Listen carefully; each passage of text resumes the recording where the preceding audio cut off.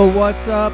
What's up? What's up? You know the voice, you know who it is. Thank you for tuning into episode 11 of Just in Time. I'm your host, Justin Emery, and we have a great episode lined up for you this week. As always, follow me on social media at Justin Emery Show on all social media channels. Check out the website, www.justinpemery.com. I know it is currently down at the moment. I've had some technical issues with it, but I hope to have that sorted out within the next day or two. So go check out the show there on all your favorite podcast platforms, Apple Podcasts, Google Play, Stitcher, TuneIn, Spotify. And without further ado, my next guest is Marshall Harris. He is the sports director at CBS KOVR TV out in Sacramento. However, I actually know him from growing up and watching him do the Phillies Phillies on NBC Philly here, and I got him on the line. Marshall, thank you. I appreciate you joining me. How you doing today? I'm great, Justin. Thanks for having me, man. Oh, 100%. I was always looking forward to it. Anytime I get a chance to speak to someone that I've actually grew up watching on TV or one of my personal favorites on TV, I always jump at the opportunity, so I'm very excited to have you on. Pleasure is all mine. A little bit, you done TV, did a little bit of radio as well. You've kind of been all over the sports media atmosphere. Why don't you just give a quick little synopsis how you got into the industry? Well, basically, I was in high school trying to figure out what I wanted to do. Eventually, you got to make a decision with your adult life. And I talked to my I talked to a bunch of people. It's funny. I went to the occupational handbook, which I don't even know if they have this anymore. But back in the day in the library, there's this big, thicker than an encyclopedia. They don't really have those either anymore. And they had all the jobs out there in the world. And it told you, what you needed to do to get the job, how much you make, all that stuff. And I landed on sports broadcasting. And I thought, that would be a fun job. Growing up reading the newspaper, the Huntsville Times, where I grew up in Huntsville, Alabama, I would read the sports section, but it really didn't dawn on me until maybe middle school that somebody writes this every day. And I saw a columnist in the paper, Reggie Benson. He covered Alabama A&M University, and I saw his picture. I was like, that could be me one day. And that's how I kind of got interested in journalism. But broadcast journalism, I started watching a lot of TV. Baseball Tonight was my favorite show growing up. And I was just like, that could be me one day hosting Baseball Tonight. I would love to do something like that on ESPN. And it was wild that I got a job. First week I was at college at Mississippi State University doing play-by-play for high school football, which I had never done before. So it was a learning experience, but it was fun. And I did that. Started working at a student newspaper, student radio station, internships back home. Next thing you know, I was a part-time sports photographer in Columbus, Mississippi, which was 15 minutes from where I was going to school. And the sports director, Monday through Friday, quit on a Wednesday. Said his last day was on a Friday. I was still in school at the time. They're like, we're not going to hire you for this weekend sports director or weekend sports anchor job because the weekend guy became the main sports director. But they're like, we're going to need you to fill in. So I started filling in. The next thing you know, the news director offered me a full-time job while I was still in school, and the rest, as they say, is history. I love hearing people's background stories and how they got into it, especially people that have gotten into it at a young age and continued to follow it up. Do you have a particular sport that is your favorite one to cover? I would say baseball is my favorite sport, mainly because I don't have a long attention span, which I know a lot of people who hate baseball wouldn't understand that. But in baseball, there's a game every day. Right. I'm here for the action. I'm about that action. And baseball narrowly beats out basketball, and they're both, just ahead of football and hockey. I love football and hockey about equally. I love all sports, but I really love the daily grind of baseball. Staying on baseball, what do you think about the whole Arizona bubble and everything? Do you think it's something that they can actually functionally pull off?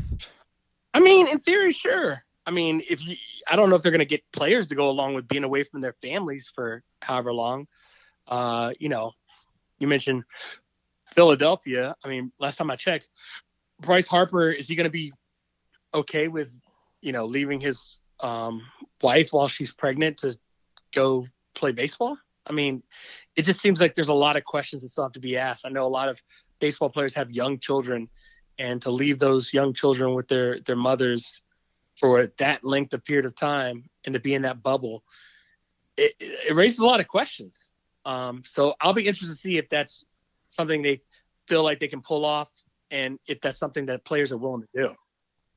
I think that the proposed plan for baseball is more feasible than the plan that the NBA has. That's me personally. I feel like, you have all those spring training facilities and all that. Each team can kind of be a little bit more separated. Whereas if you had every team like they had proposed for the NBA in one location, I feel like that is something that's a little bit more difficult. But if they can feasibly play, 10 to maybe 14 games a day, I think the season can be salvageable. But like with the NBA, you'd have to play multiple games back to back to back for something like that to fit in an area like that. Yeah, I think that's what it would be. It'd be like a game a tip-off every 3 hours, which I could see. They have so many different sites they could play. So I could see it working for the NBA. If you're doing like triple headers every day, maybe that works. But it's going to be tough. I'm just like everyone else while I'm documenting what's going on as a guy who works in the industry. Right. As a fan, I just want to see how it's all going to play out. Do you have any particular moment that you've covered on air, or a particular story or topic that really stands out to you? Wow.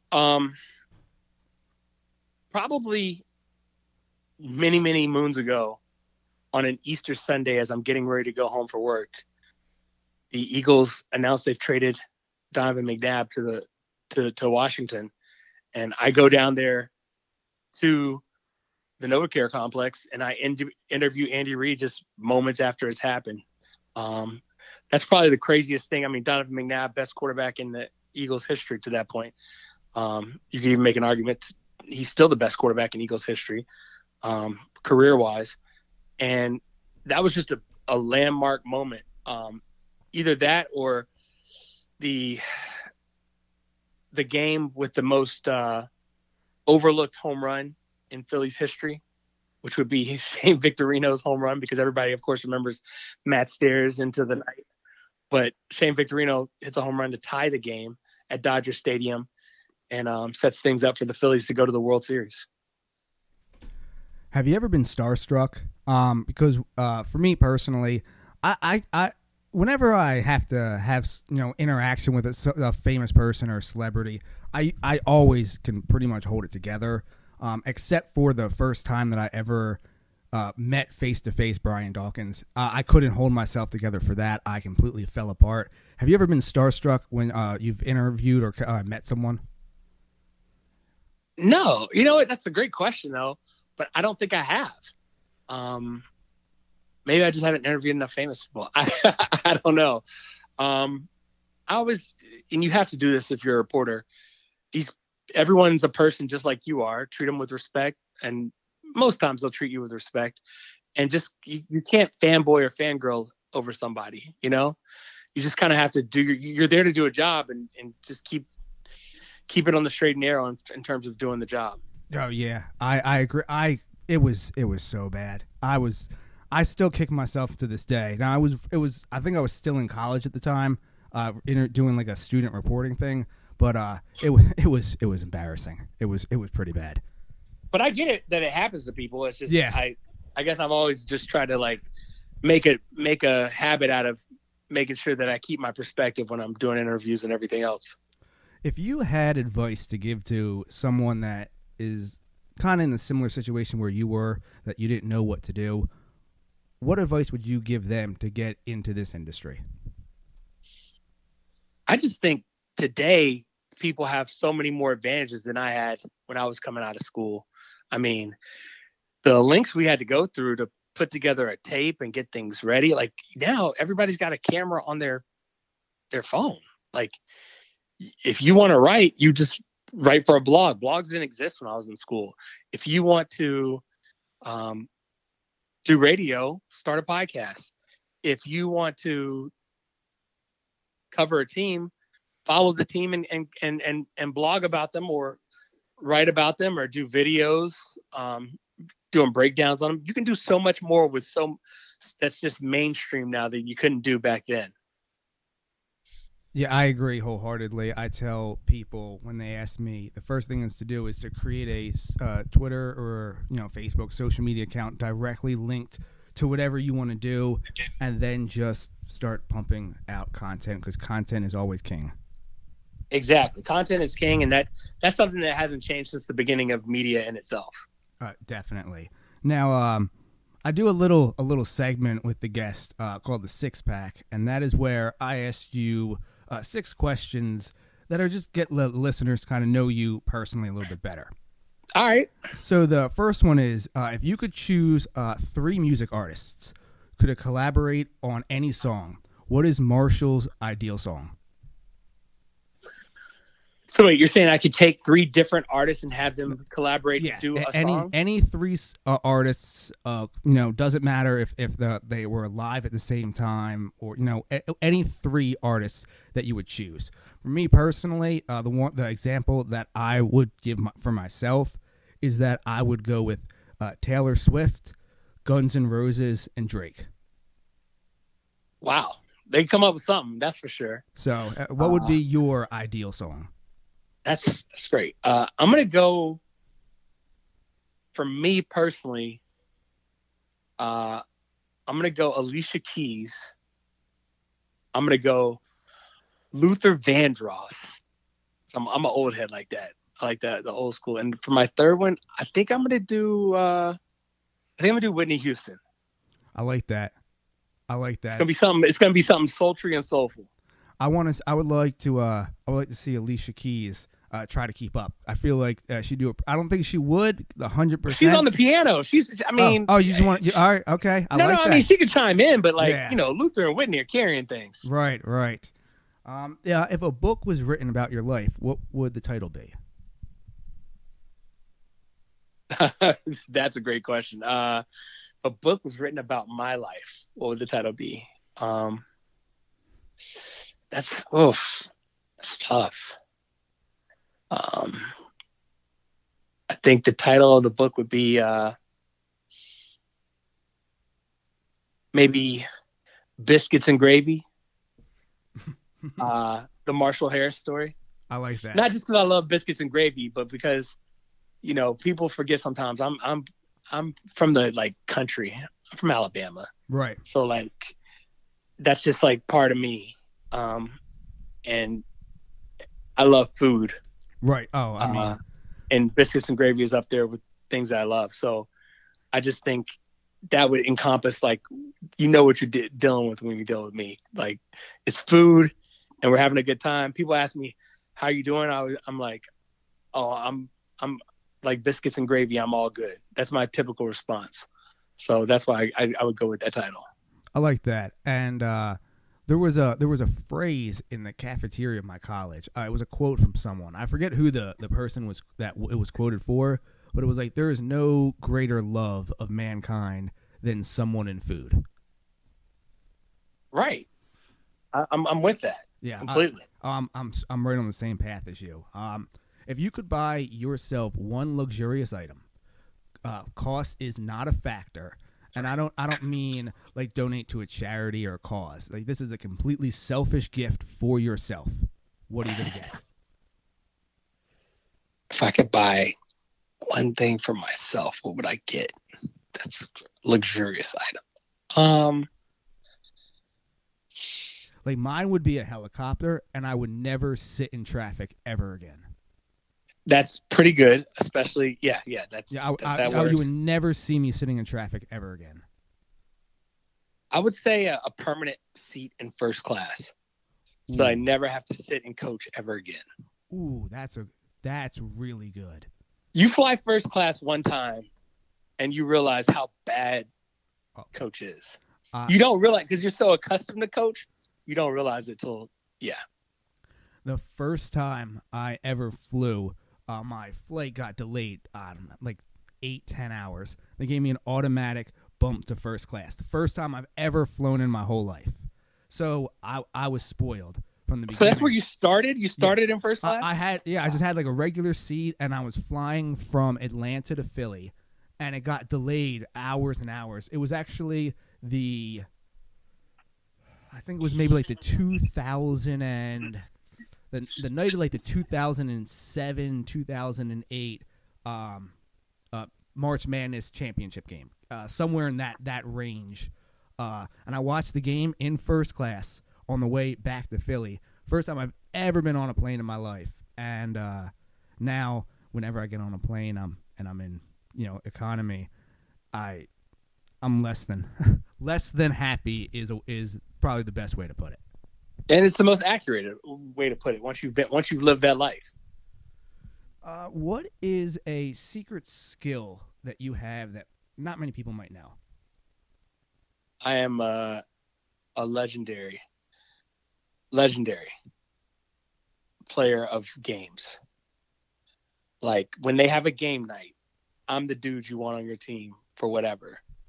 Whether it's something like Heads Up, whether it's charades, Pictionary, win, lose, or draw, Monopoly, whatever we're doing, I'm that guy you want on game night. There's a game called Balderdash. I don't know if you ever heard of it, where the premise is it's got crazy words, right?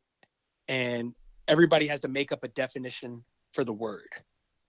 And you get points based on who picks your definition as the actual definition.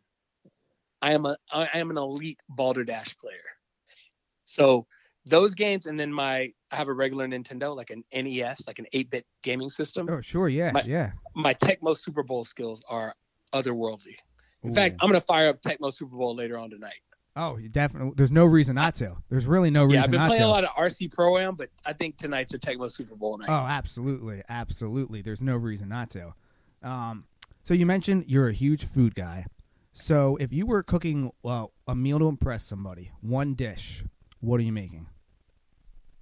That I'm cooking? Yes. Oh, it's probably my grilled cheese. Like my grilled cheese is just otherworldly. Like, I was just telling someone this the other day. I don't keep bread in the house anymore because if I have bread in the house, I'll eat like 6 grilled cheese sandwiches in one setting. That's funny. It's funny you mentioned that because see, today's Friday. On Tuesday, I sucked down like 3 or 4 grilled cheese in one sitting myself. Man, and I try to like change it up. Like I'll do a little tomato with bacon on the grilled cheese. Yes. A little bacon mozzarella or Swiss. Like you like depending on what mood I used to cook grilled cheese sandwiches for my little brother and sister when growing up. Like when I had to feed them. Right.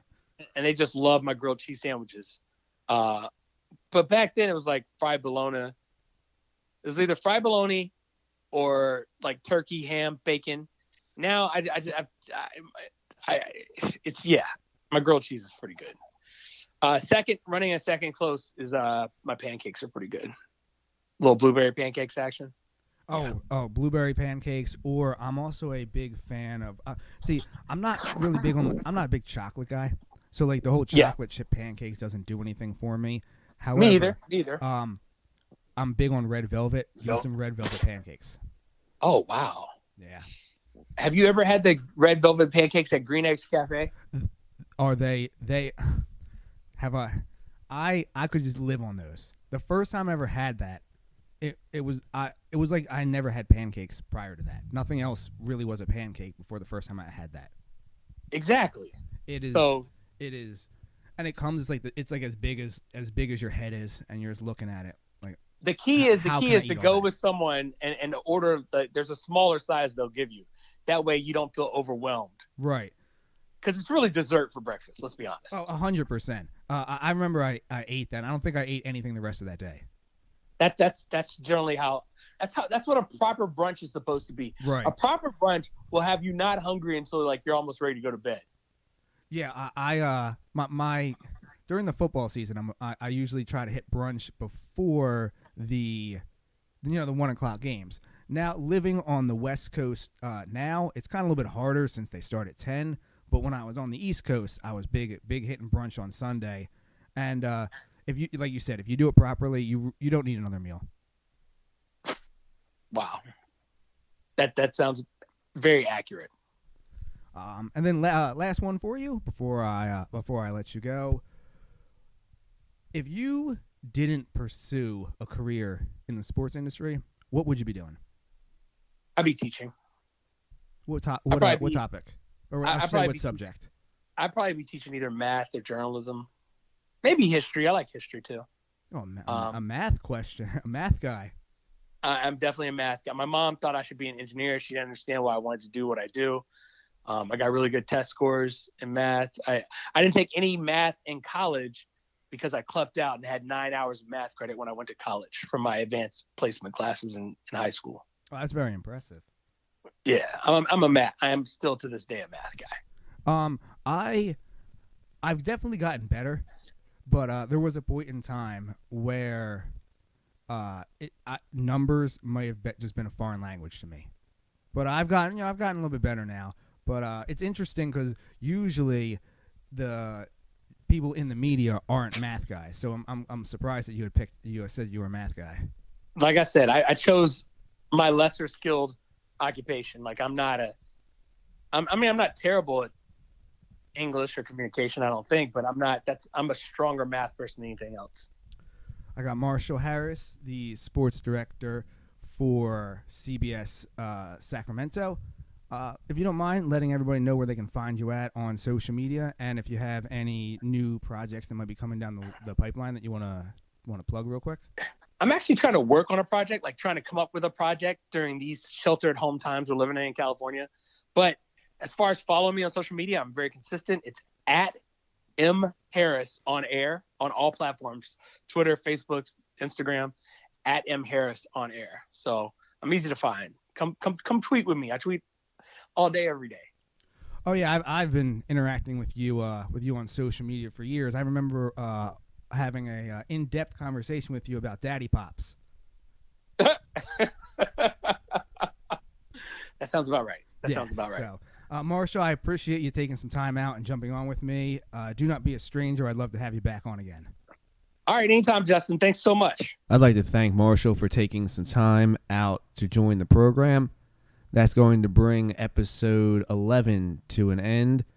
Thank you for tuning in. As always, follow the show at Justin Emery Show on social media. Once the website gets back up and running, www.justinpemery.com.